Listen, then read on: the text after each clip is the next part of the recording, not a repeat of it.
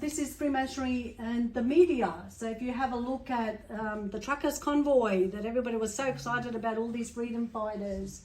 Then you've got, obviously Amazon, Time Warner Cable with the Eye of Providence, the CBS. So it's everywhere. Then the one-eyed symbolism. So these were some of the people that I followed that I thought, oh, wow, aren't they fantastic? Look at all the truth that they're spilling out. So Stu Peters, I used to watch his show. The Rukshan, Rukshan used to film a lot of the protests and things like that. So the one-eyed symbolism, you'll see it's everywhere. And of course, Rebel News and yeah. Then the Masons in history, the hidden hand. So that's a classic Mason pose. So if you have a look who they are, George Washington, Karl Marx, Friedrich Nietzsche, I don't know some of them, Pope Francis, sorry? Nietzsche. Thank you. Barack Obama, Napoleon, Stalin, Charles Darwin, Edgar Allan Poe, Mozart. So the list goes on and on. And it's also very common in the entertainment industry as well. Barack Obama, who'd ever have thought? Yeah, absolutely. Yeah, so there's a similarity obviously between all these bad guys, and I included the extract from the Ephesians 6:12. For we wrestle not against flesh and blood, but against principalities, against powers, against the rulers of the darkness of this world, against spiritual wickedness in high places. So when we talk about what's going on at the moment, what was the current war between Russia and all in the same team. That's my belief anyway. That's what I understand. NASA, that's another interesting one. Yeah, so one of the things that I did find out is one of my other presentations that every astronaut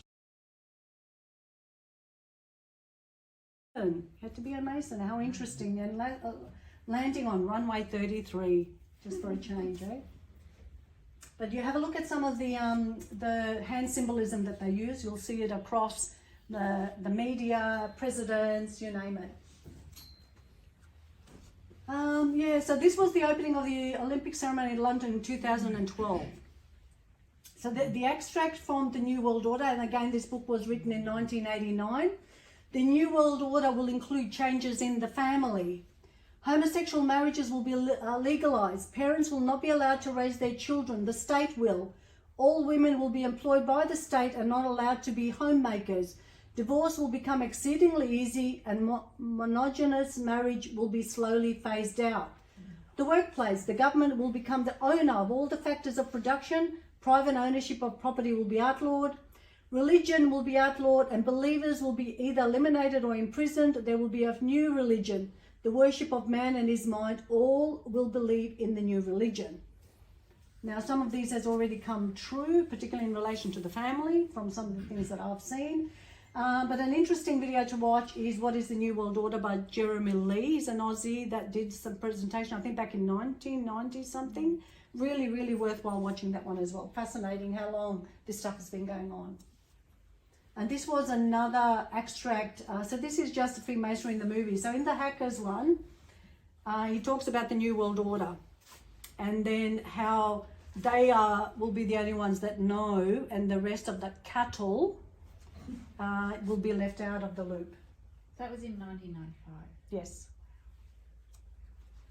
And again, there are no coincidences. And incidentally, Trump's first resident that I understand was 666, whatever the street name was. Oh. I thought that was very interesting as well. Yeah, so.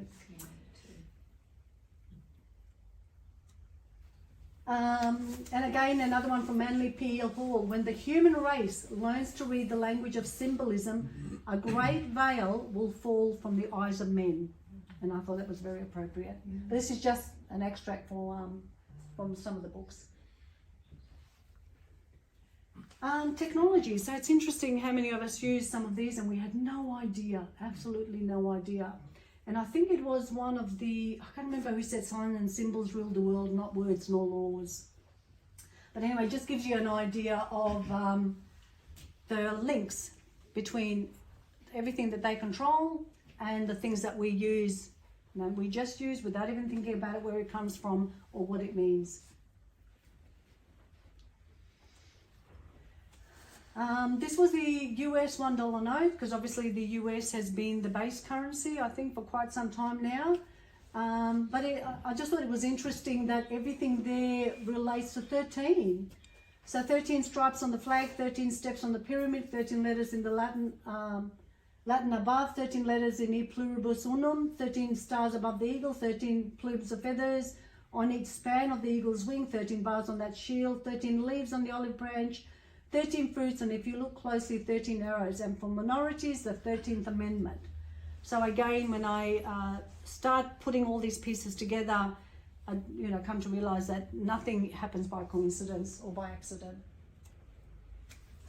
So I thought it was interesting too that